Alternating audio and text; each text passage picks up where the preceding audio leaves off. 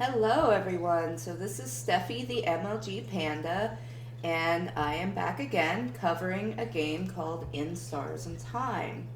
This game came out in 2023, and I played it a few months ago, and I loved it. I got very absorbed into it, and I thought it was fantastic. So the interesting thing about this game is that it was made in RPG Maker, and people that are familiar with the way RPG Maker looks will will recognize right away from the title screen what that looks like. So some cool things about this game. Um, It was inspired by other popular indie RPGs. Well, not necessarily indie, but other popular RPGs such as Undertale and Tales of Symphonia.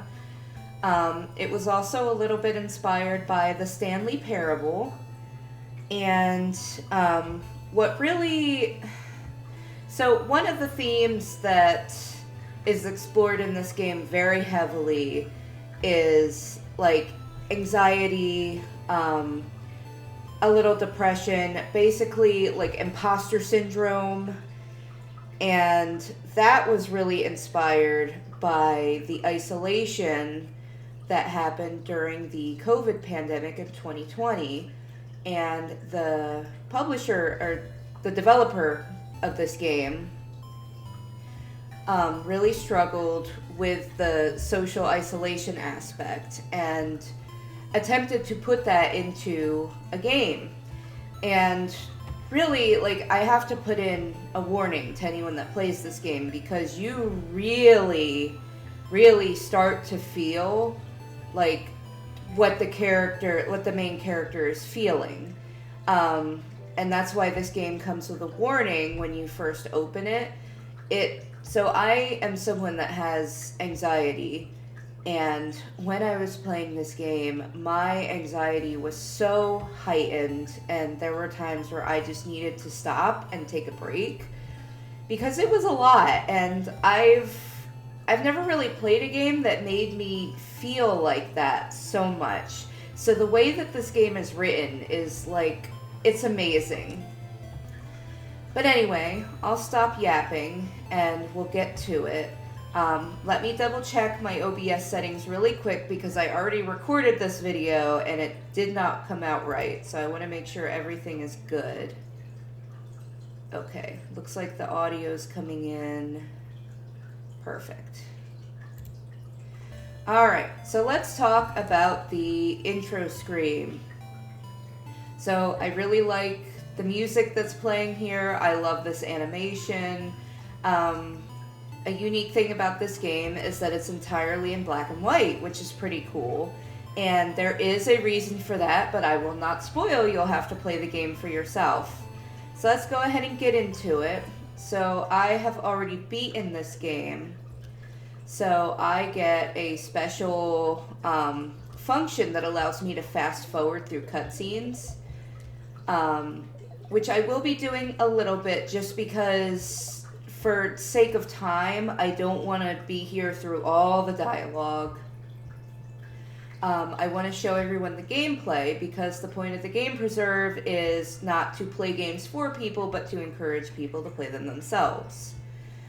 And while it is an RPG, it is very text heavy, especially in the beginning of the game. So we're going to try and go through things as quickly as possible. I will explain things as they go, but this is one of those games where you are playing as Sifrin, the main character, who does not really have a lot of knowledge about things. So we are kind of learning things as Sifrin does. But one thing I will say is that this RPG takes place at the end of the game. So most RPGs, you start out in the very beginning at the hero's hometown, and he's like level 1, and you're building him up and going around the world and finding all the things that you need to find to get up to the final boss. Well, where this game takes place is right before the final dungeon, our party is getting ready to go fight the final boss. And everything that has happened up until now, our main character has memories of, but we do not. We did not experience that. So we kind of learn that as we go from the characters' conversations, and they will provide you some information as you go to help you out. But for the most part, you don't really know anything. So, talking about controls, I'm playing the Steam version of the game using a Nintendo Switch Pro controller. So, I use the joystick to move around. Y brings up my menu. And one thing I do want to show off really quick is that there is a function to have your character always running. So, if I turn this off, he will walk slowly, which, if you prefer that, that's fine, but I'm going to keep him running. And I can also hold the X button to have him walk. So this is what he would look like if he was walking. I use the A button to interact, B is cancel, and then start, or plus and X bring up, or plus and Y, excuse me, bring up the menu.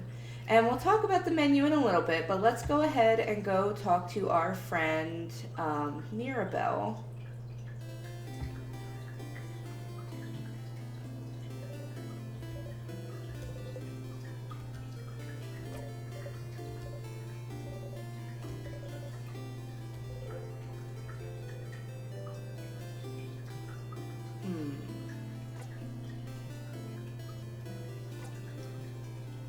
A solid 9. I don't want to hurt Mirabelle's feelings.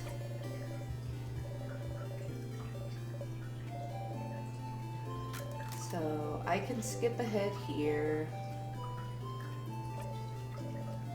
So basically what Mirabelle wants to do is she wants to get everyone together for a sleepover at the end of the day. So this is the last day of the last night of your journey. So tomorrow we're going to go hopefully defeat the final boss and save the world. So Mirabelle wants to get everyone together, but Sifrin's like, well, we always do this anyway. So how is this any different? And Mirabelle is telling me where all my friends are. And she's giving me a note just in case I forget. So we get the vibe that Sifrin is a forgetful character. And Mirabelle is a little sensitive about that. So I can open up my menu and look in my pockets. So I already have some items and equipment. So we'll go in souvenirs, which is key items. And here's my reminder note, just in case I forget where everyone is. So we need to go get our friend Odile, who is in the shop. We're gonna go get Bonnie, who's near the veggie fields, and Isabeau near the favor tree to the west. So I need to go talk to all 3 of these friends.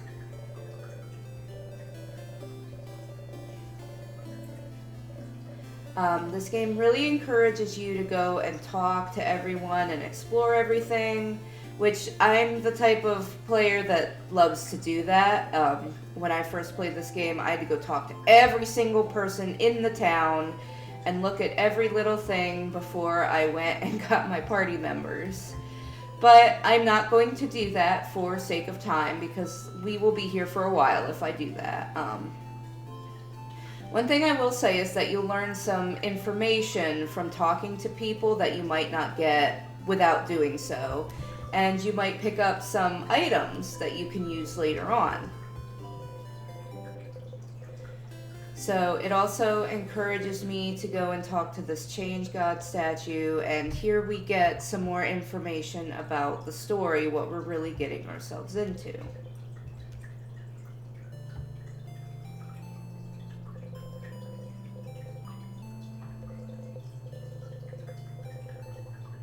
So we've got our bad guy who's called the King, and he has the ability to freeze people in time. So that is what he's been doing, which is no bueno. And this town that we're in here, which is Dormont, is where the king like started freezing time. So a lot here is frozen. A lot of people are just stuck.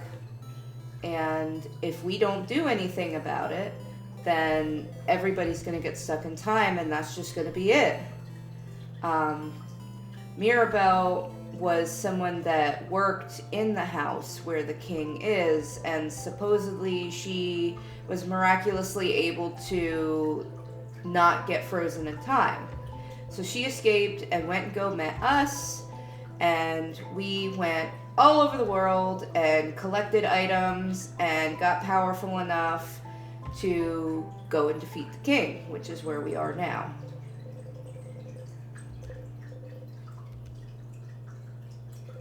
It is pretty neat that this game starts like at the end of the journey. And we get some more information about our party members. So we've got Isabeau, who is our big tank, and he also does some heavy damage himself. Mirabelle is the healer, and she does a little bit of magic damage. Odile is kind of like, she's like the battle mage, and she's well-rounded, so she can do a variety of attacks. And Bonnie doesn't actually attack or really do anything in the party. They just kind of hang back because they're the young kid and we don't want them to get hurt. But every once in a while, Bonnie will use an item to help the team, or they might do some damage to enemies, which is pretty cool. And so what about Sifrin? Sifrin is like the rogue kind of character. He's good at detecting traps. He can do a lot of physical damage, and he's very, very fast. But the thing about Sifrin's character is he doesn't really have a character. He's just kind of here. We don't know anything about him.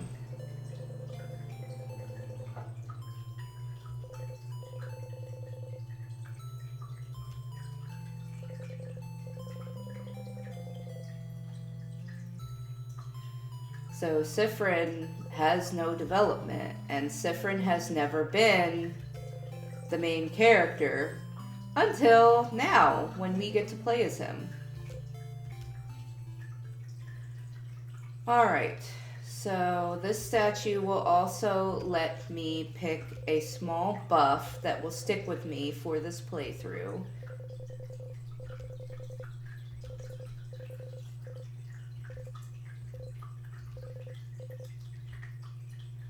So I'm going to do an attack boost.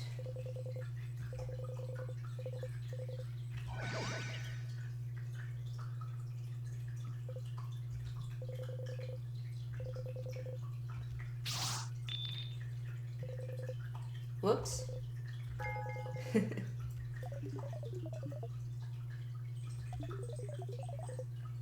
And I can save by praying.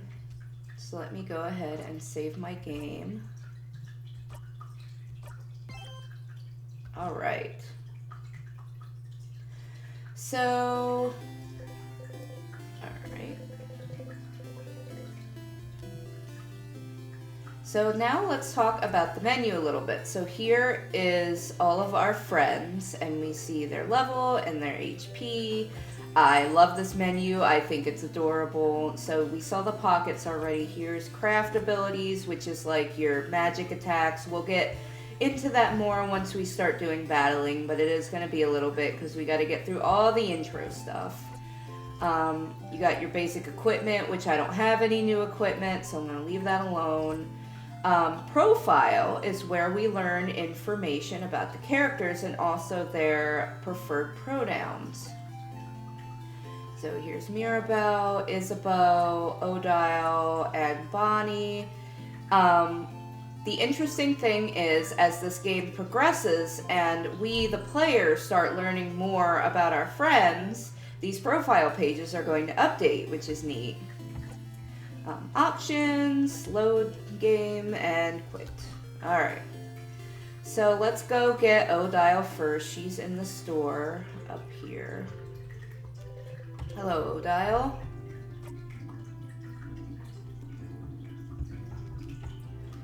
And it is nice to see how these characters interact with Sifrin. Everybody kind of has their own way of speaking to each other, their own inside jokes. So these guys have been traveling together for a while, so they all know each other really well, and you definitely get that vibe.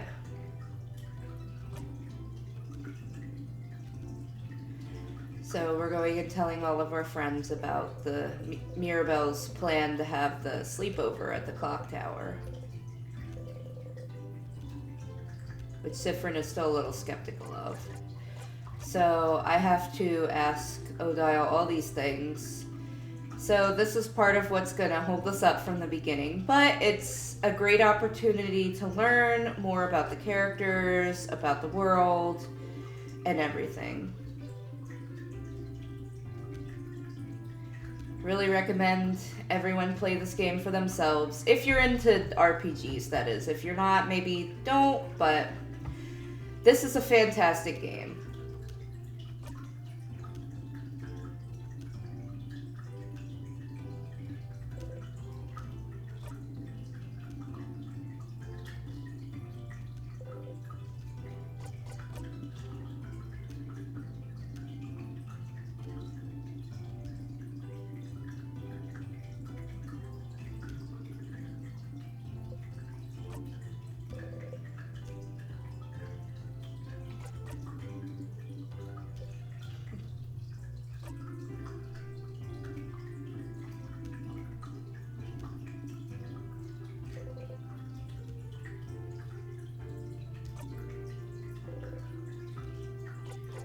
And Sifrin loves to joke around.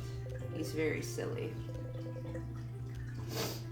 So Odile has been doing research for a very long time, and her research is what inspired her to go on this journey. But we don't actually know what she's researching. She won't tell us. So let's talk to Bonnie. Bonnie seems a bit sad.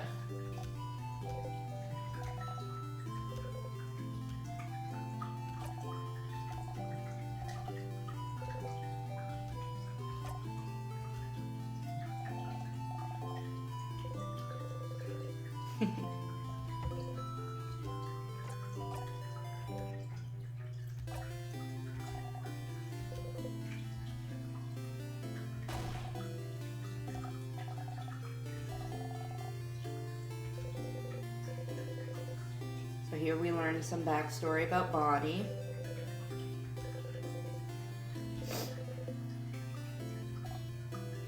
We rescued Bonnie from their entire village being frozen in time, and unfortunately we weren't able to save their sister.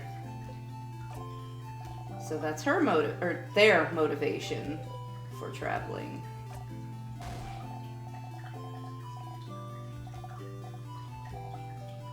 And Bonnie and Sifrin seem like they get into it a lot.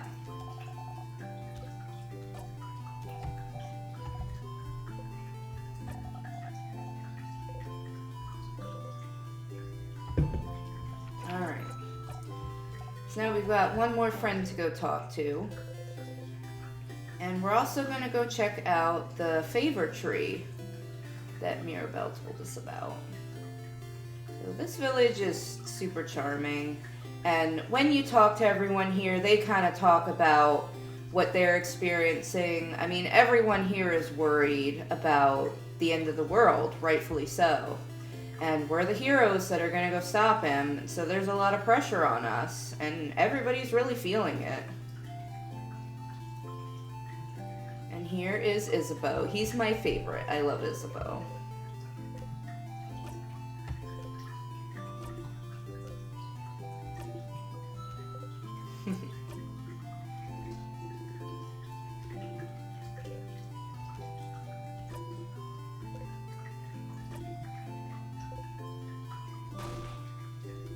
And he and Sifrin love their puns.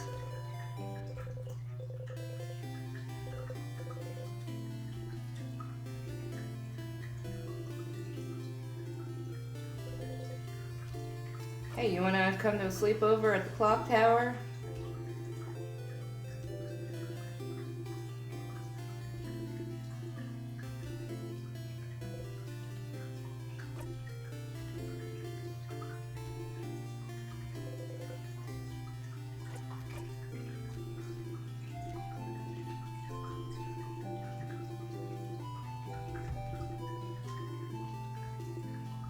Yeah, I'm not really sure what to keep talking about during these times, so hopefully everyone's not too bored.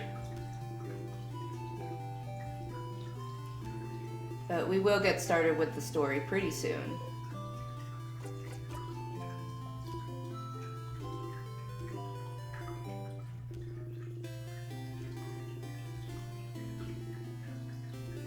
Oh, and here we get Isabeau's backstory. Isabeau was working as a defender, but he didn't really agree with what the defenders, like basically their point of view on things, and they didn't step up when it was really time to.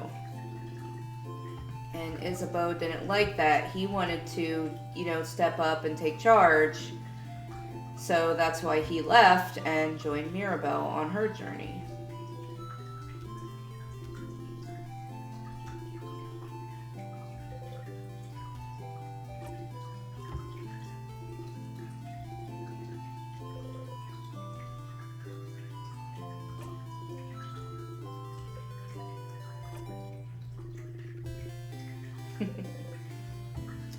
Alright.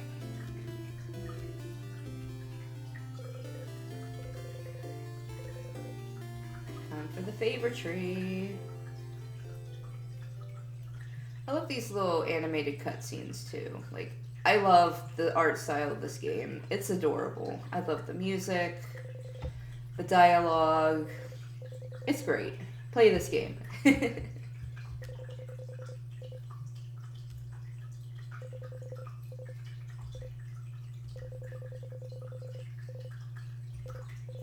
And here we get a little insight into Siffrin's character. So Siffrin is making a wish just because Mirabelle told him he should. And he knows that lots of people are probably wishing for the king to be stopped so the world can be saved. And he's like, well, I don't want to wish for something that's going to take them away from that. So what's something tiny I can wish for so whoever's granting these wishes can focus on saving the world. So I get to choose what to wish for. And I always like to wish for wearing Isabeau's clothes. Because he's my favorite.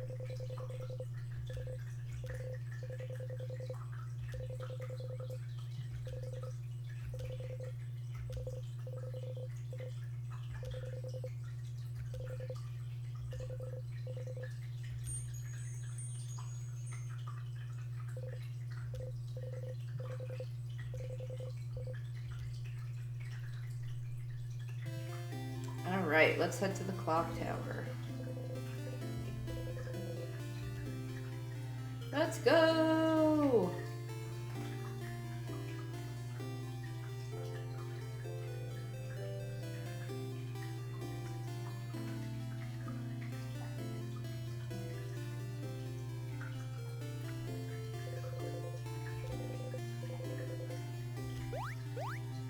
Alright, here we go.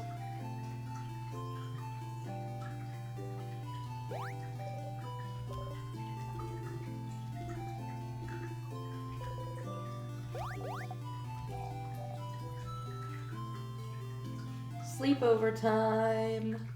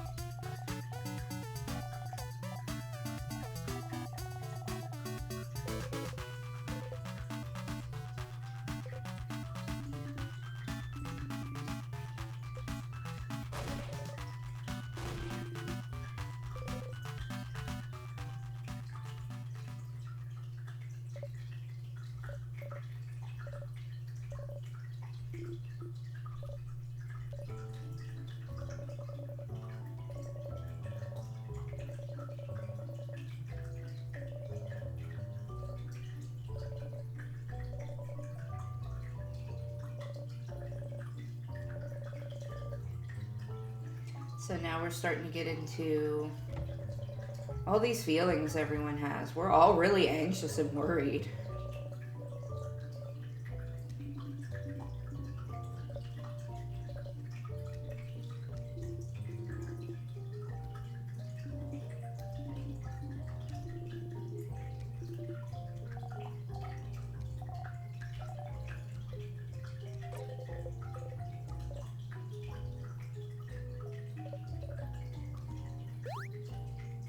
Hugs.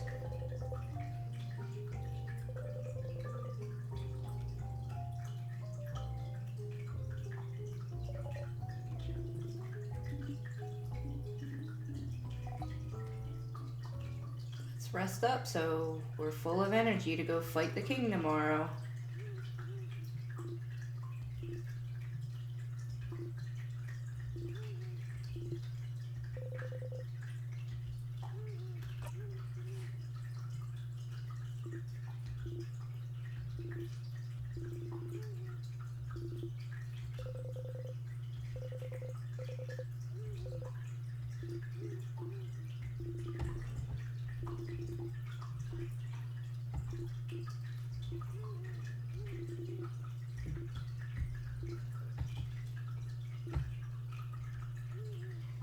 Spit it out, bud.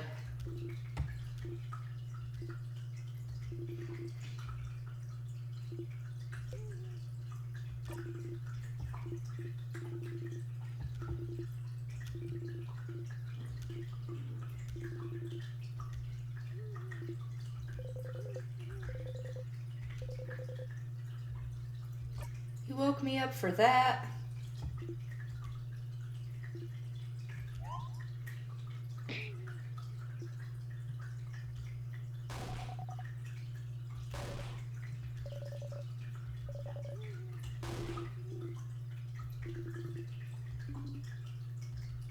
Uh-oh.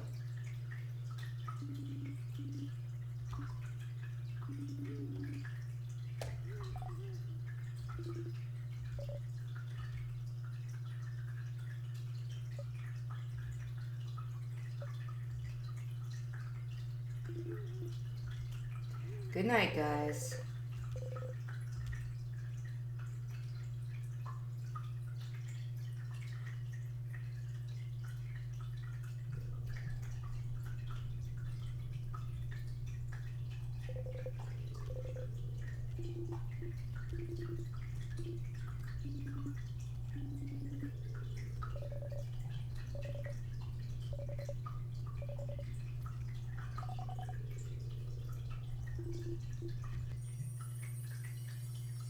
Here's all the orbs that we collected on our long journey, however long that took.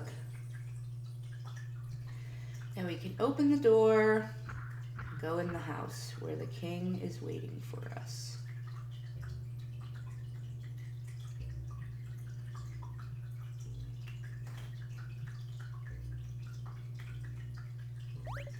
And we get to have a battle tutorial.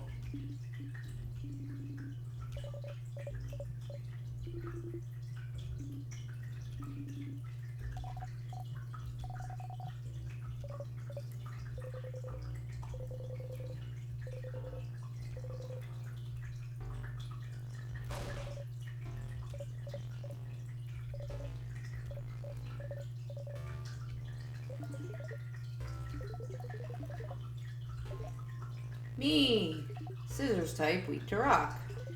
What does that mean, you may ask? So this game, like most RPGs, has a weakness and strength system, and it uses the rock, paper, scissors, which a lot of RPGs use. Like, for example, Pokemon, you've got like fire, water, and grass type. Fire strong against grass, grass is strong against water, fire's weak to water, yada yada yada. This game is just rock, paper, scissors. Very easy to remember.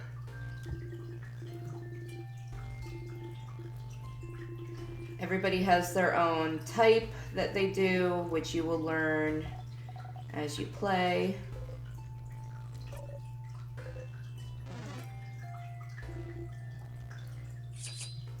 let's fight.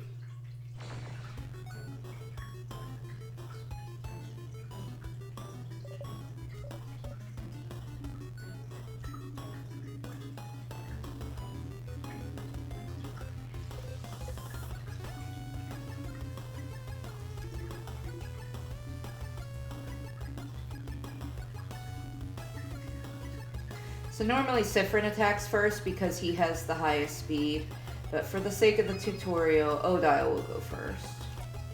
And she's able to examine enemies to determine what type they are. Which there is a pretty easy way to tell what type enemies are just by looking at them. Not all enemies, but most of them.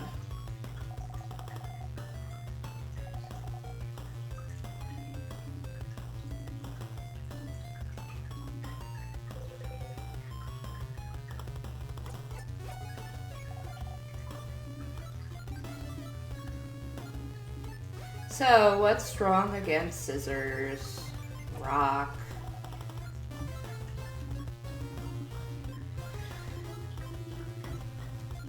So, Odile is able to use all types of attacks with magic, but if you do your basic attack, it's just paper type. So she has a rock type move, so we're going to do that because it is super effective.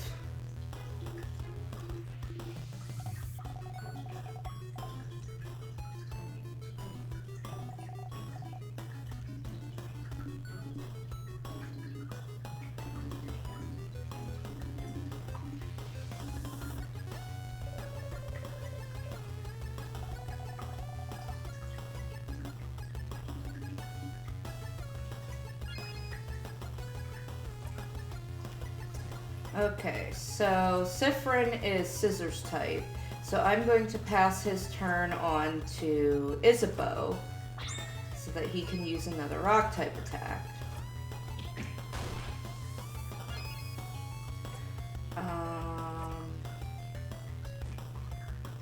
So it won't let me, but normally what I do is just guard and keep using rock attacks.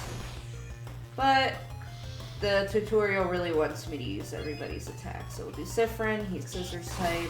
Mirabelle's basic attack is also scissors type, but she has some paper type moves as well.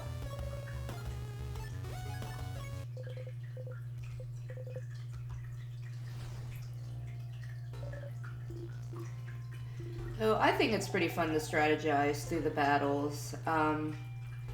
It's neat when you start getting multiple enemies on the screen. They're all different types, and how you should prioritize attacking them are things that you figure out as you play.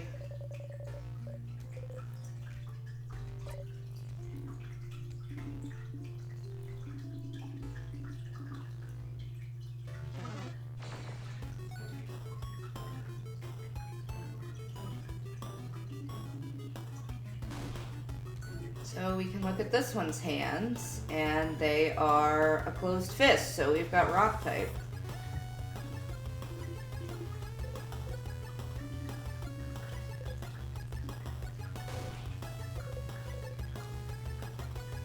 She's weak to paper.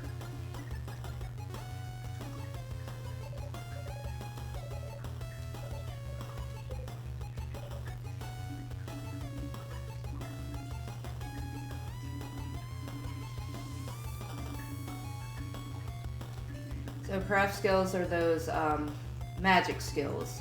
And in this game, you don't have magic points or mana points, MP.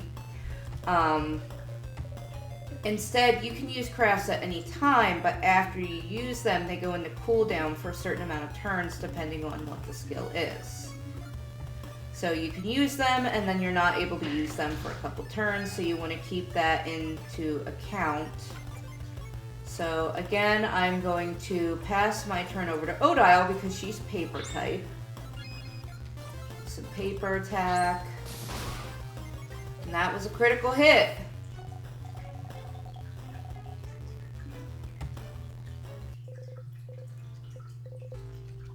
Reminds me a bit of the Persona games where you can pass along your turn to someone else and that powers them up a little bit.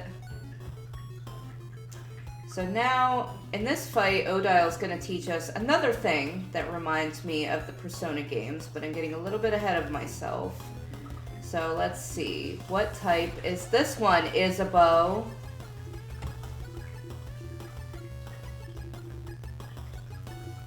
Weak to scissors and strong against rock.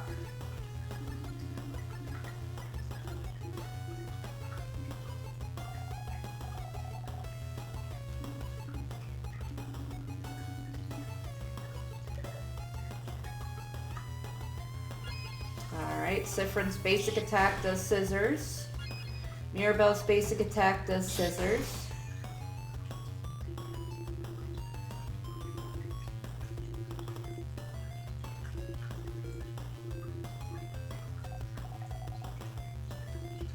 So here we get to learn the strategy about passing on turns, which I already know about.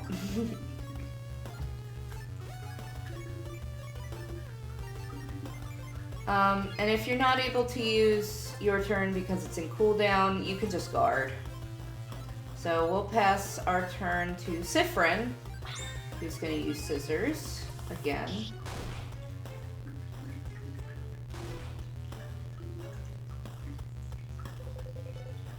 Oh no! No, Isabeau!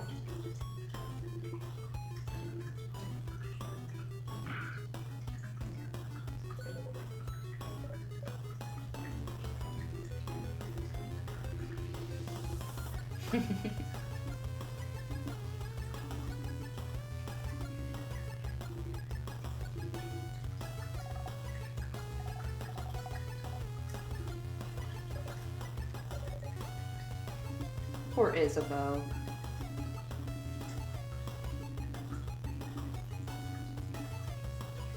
I believe if Sifrin is knocked out, you're still okay to continue the battle. It's when everyone gets knocked out that you lose. So right now, there's limited ways to wake up someone that's knocked out. We do have items that can heal them, and that's about it. Later on, you do get crafts that will do revival, but there is another way to revive a knocked out character, which I think Odile is going to show us here.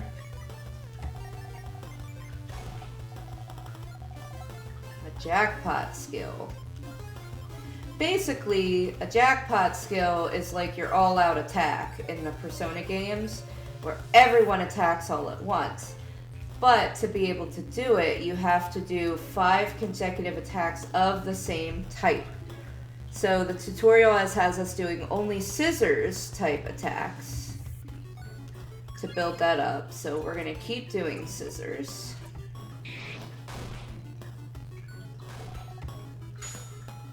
And here's what Bonnie will do. Bonnie raised our, healed us a little bit, raised our defense a little bit. Bonnie can also attack enemies at times for a little bit of damage. So let's do our last scissors attack so we can get the jackpot combo. Oh, look at that! Isabeau is back with half HP. And everyone gets some HP, so that's pretty nifty.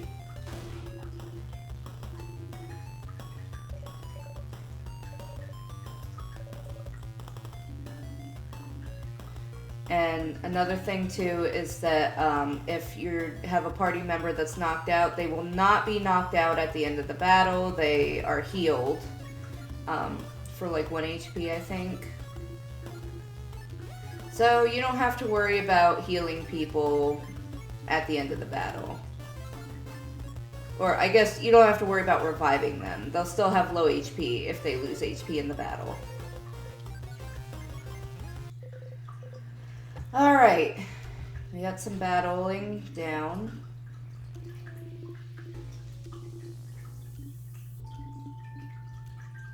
Alright, so now we are able to play unassisted. Oh no, so here we have a locked door.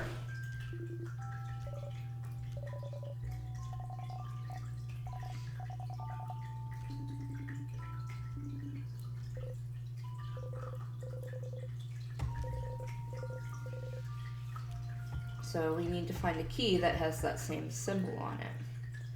So if we go to the left here, we can pick up some potions and different things.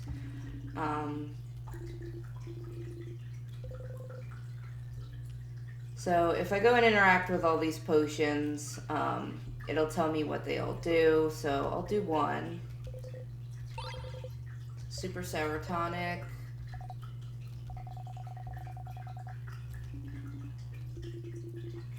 This one heals the whole party. And then in here, we can find a pendant.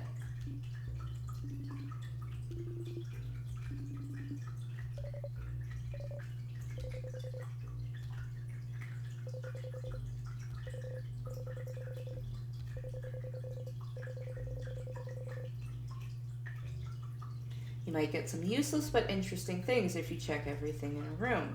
So another thing about this game is that all of your choices matter. So the things you say, the items that you pick up, all of it matters later, and you guys will see what I mean in a bit. So the key was not in that room. The key is actually over here.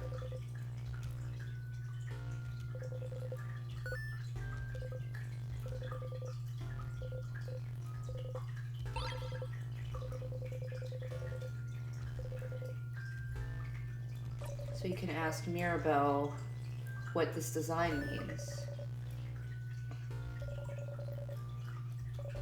Oh, it's part of her religion.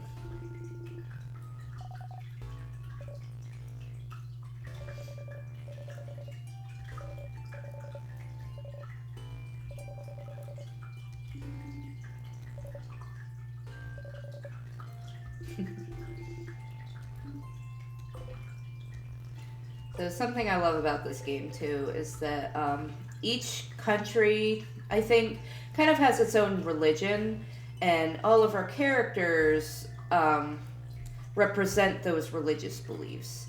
And it's neat learning about everyone's beliefs, and it shows a lot of tolerance too, which is pretty great. Could always use more of that in the world. Alright, so we've got the key. Let's go unlock the door.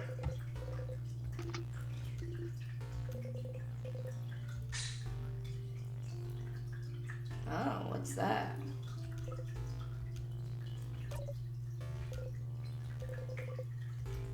So here we have a save point.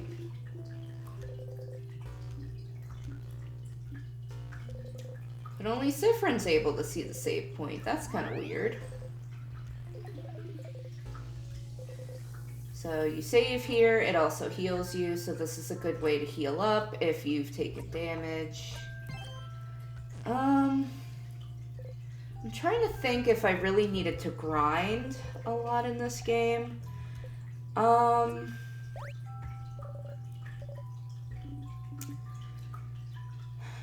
think there were a couple opportunities where I chose to grind.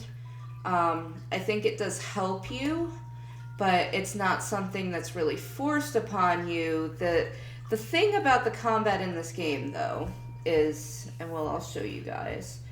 So when you see, oh, we got to do this first. Okay, well, let me explain really quick then. So when we saw the enemies earlier, they were kind of walking around. So if you touch them, that starts a battle. But if you walk past them without touching them, then you don't have to battle them. If they see you, they will chase you, so it's harder to get away from them. But there is no way to run from battle, so you have to do the battle once you engage with an enemy. That is a thing that does get pretty tedious, because there will be more and more enemies that show up as you progress through this house, and it just gets really hard to avoid most of them. So you're stuck doing battles over and over and over and over and over. It does get repetitive. The combat system with the weaknesses and the jackpot and everything, it does make it more fun because it's fun to do the strategies over and over. There is a decent variety of enemies to keep you on your toes. But this game can be a little grindy.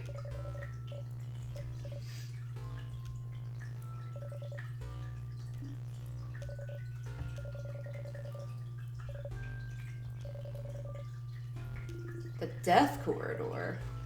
So what's so special about this room?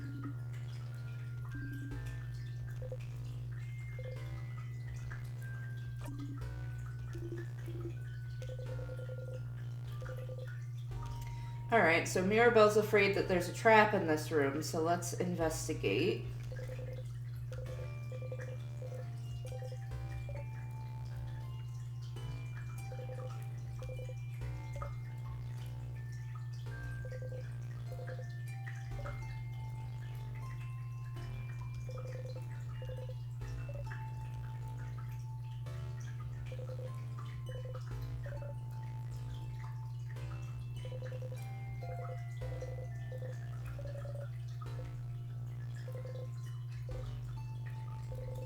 A whole lot of nothing. So we didn't find a trap, so...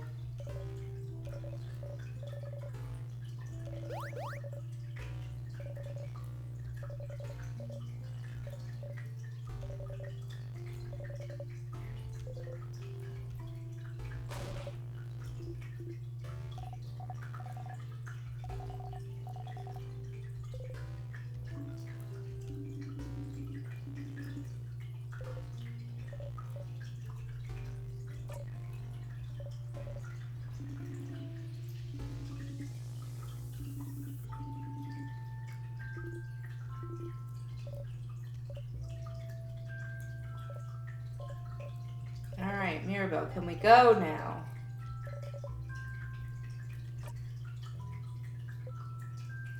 Trust me.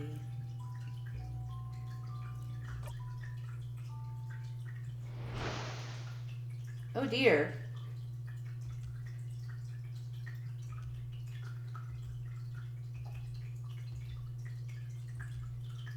What happened?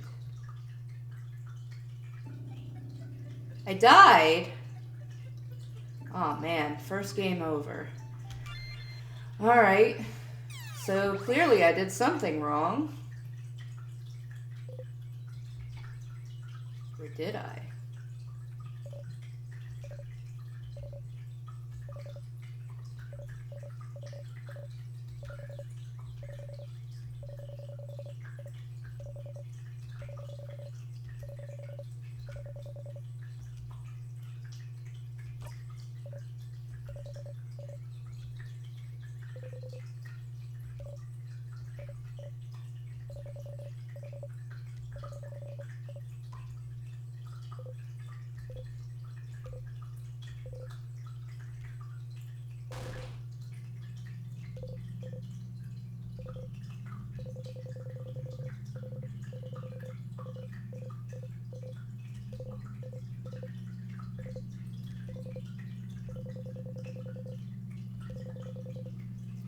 And here we see a little more about Sifrin, who is very, very hard on himself.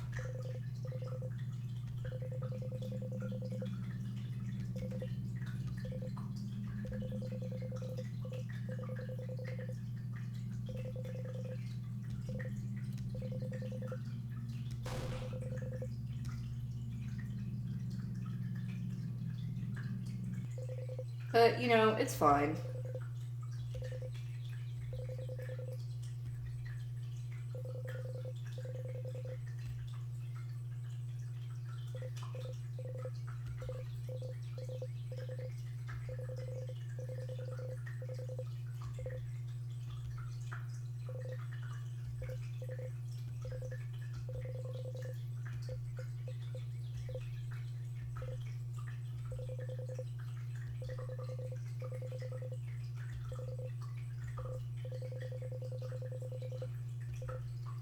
Yeah, so at least I got hit and, you know, nobody else got hurt.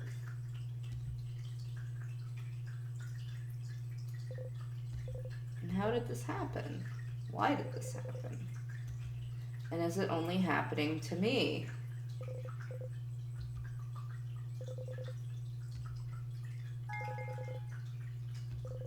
And now I have a new equipable item.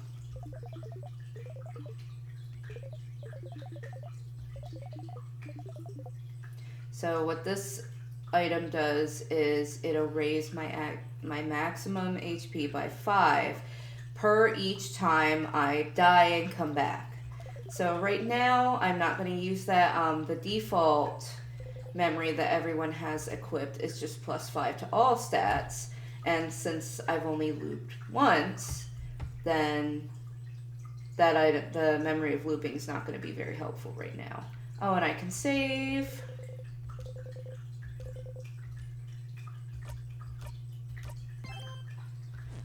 As you're able to keep playing the game and you get more save points, you will be able to warp to save points to save some time. But right now, we don't have that ability. So let's go talk to Mirabelle again.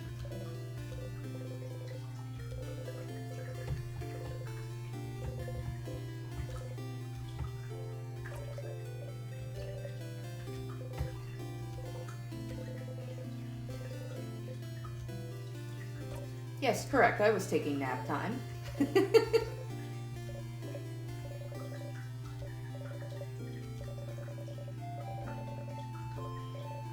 Alright, so here is where the fast forward function really comes in handy because everyone's going to kind of say the same things again. And we already saw this, so I don't want to see it again. So I'm going to hold X and fast forward. But Sifrin has information from the last time I interacted with Mirabelle. So we can say something different so that we don't upset her. So now we're not being sarcastic about the sleepover idea. We told Mirabelle we love it and she's excited. So let's go let everyone know about it. And it does dim out things that I've already said, so I can try saying different things. And this will also show you new things. So this option was here before, but we'll see what she says when I say it this time. So nothing really different. She still gives us the note.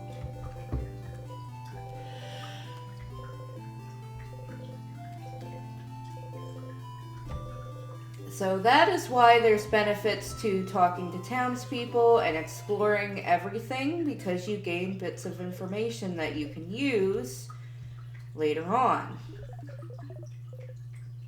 And now someone is asking us to come to the favor tree. Is that the tutorial asking us? That looks like the tutorial text box. Alright, let's go.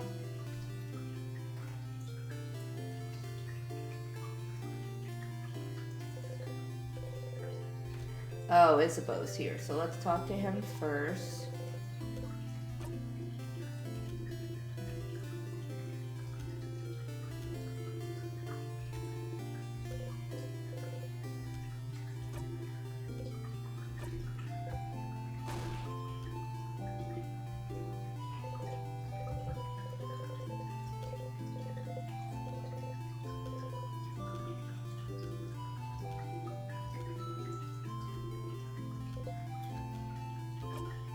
He didn't say that before.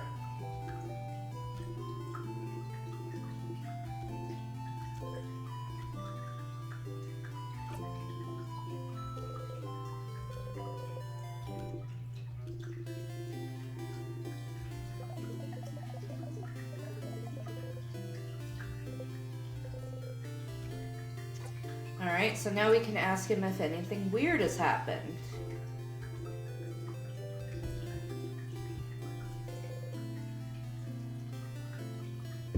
So I don't need to ask him all these things again. He's just going to say the same thing. So we'll say nope.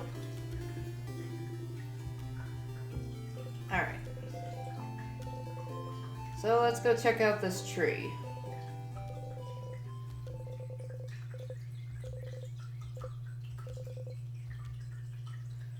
And here we're going to meet another character.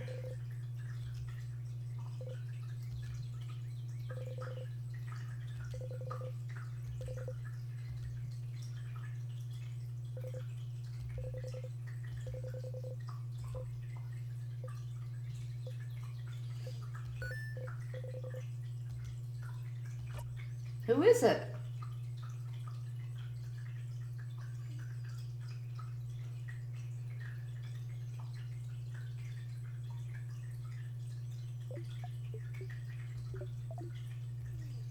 Are you the tutorial?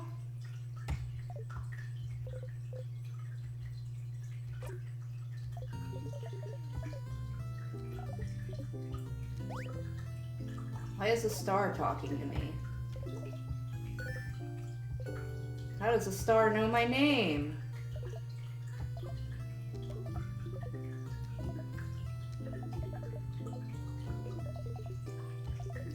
So, this character's design always kind of reminded me of White Diamond from Steven Universe, especially when we first start seeing her. We mostly see like the big sparkle and then her eyes.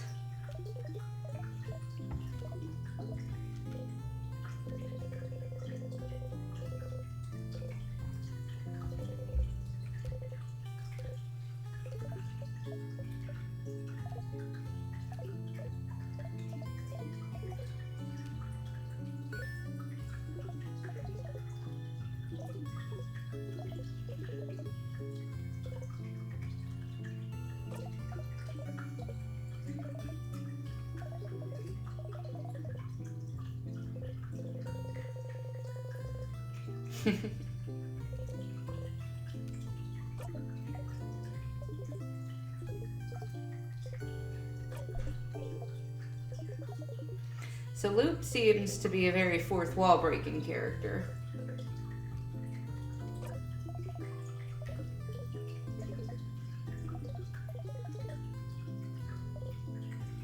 You can see Luke's little legs kicking there.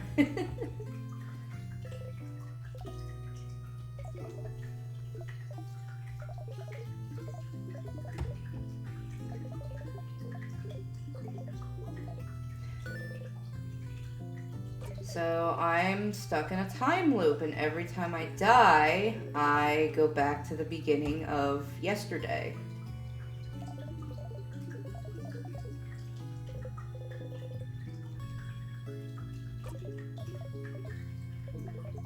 Very strange.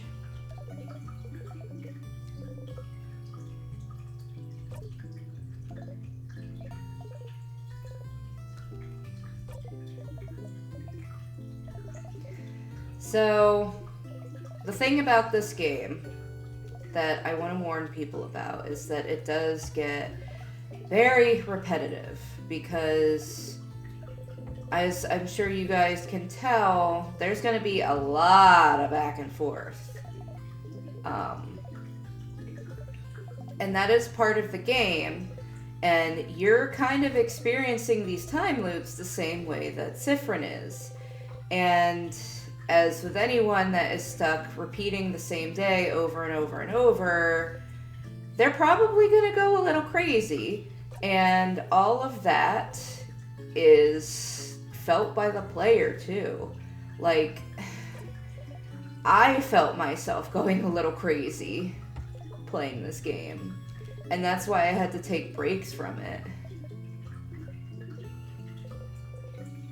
So, if you're not up for a very repetitive game that's going to drive you insane, maybe don't play this game, but you should play this game because it's awesome.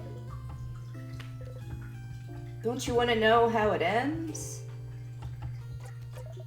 If he's gonna figure out how to stop the loops and why they're happening, or are they gonna stop the king and save the world? Oh, and this is telling me about how to skip conversation, which I already know how to do because I get the special ability to skip conversation since I've beaten the game already.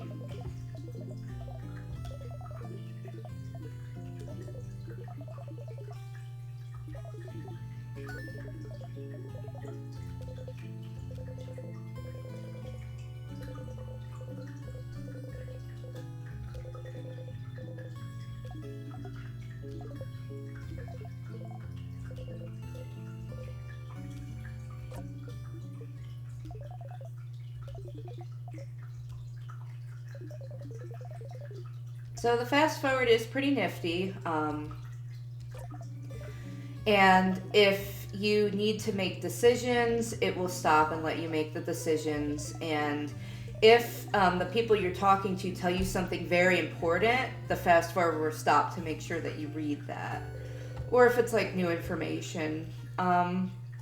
Another thing about it is that sometimes the conversations, even though they seem like the same interactions, they might be a little different. And you won't see that when you fast forward unless it happens to be something important. So it can be worth it to just manually go through the conversations again, but it's totally up to you.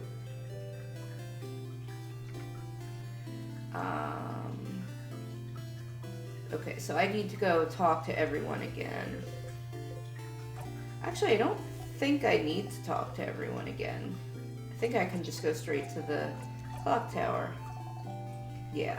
Alright, so let's go straight to the clock tower and get on with it. So I'm already past an hour, so I'm going to skip ahead and we're going to go a little further past that room where I died, just to show you guys some more of the gameplay and what changes, and that's where we're going to stop. So here Loop is explaining about zoning out and why you might not want to zone out for every conversation, but it's totally up to you. If you care about seeing the differences, then don't zone out. If you do, then whatever. I think I worded that wrong, but yeah. Alright, so we saw all this. We didn't eat much this time because our stomach is feeling weird, so Bonnie is going to react differently to that. So Sifrin needs to be careful how he responds to his party members. So Sifrin's always going to have to keep up the same responses. Or he can do things differently, but that's going to change how he interacts with his party members and how people react to him. Alright. Skip. Alright, Isabeau, we doing this again?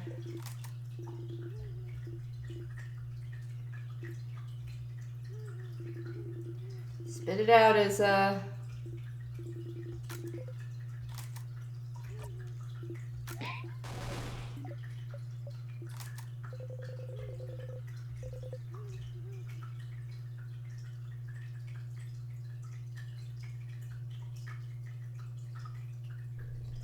All right, let's go.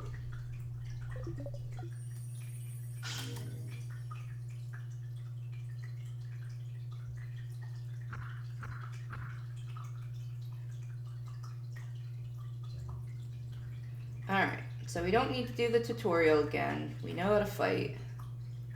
So let's blaze through this.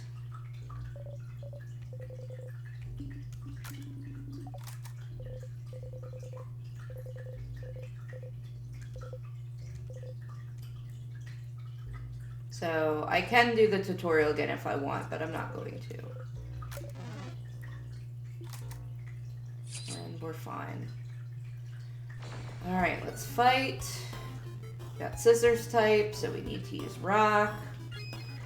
Sifrin goes first. We'll turn it up to Isabeau. Use rock. Mirabelle will guard because she doesn't have rock.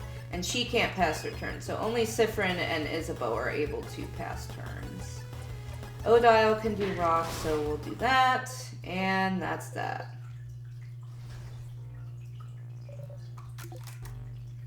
Alright, onwards. So I'm going to skip these enemies, and we're going to proceed. So my save point is still here, so I can save and regenerate any HP that I may have lost.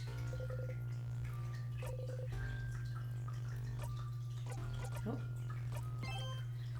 Alrighty. Let's go get the key. We know exactly where it is.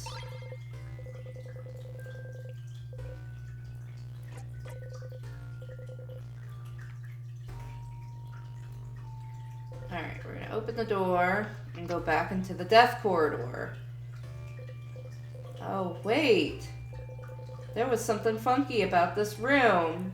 We looked for a trap switch and couldn't find it. So maybe we can find it this time. So we got something sparkling over here.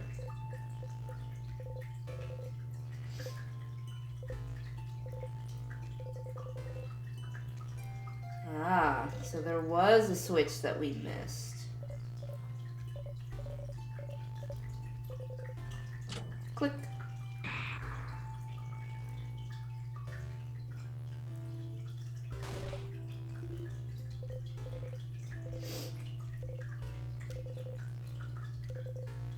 So every time you come back here, you're going to have to remember to turn off that switch.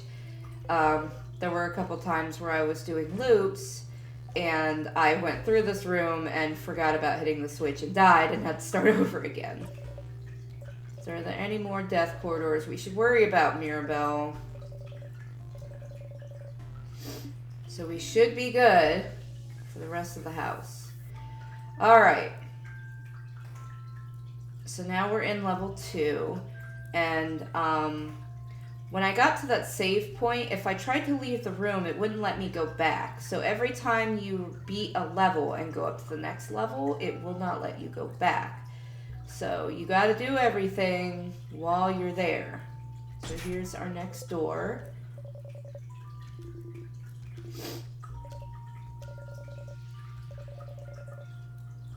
But we can't get into the second floor yet.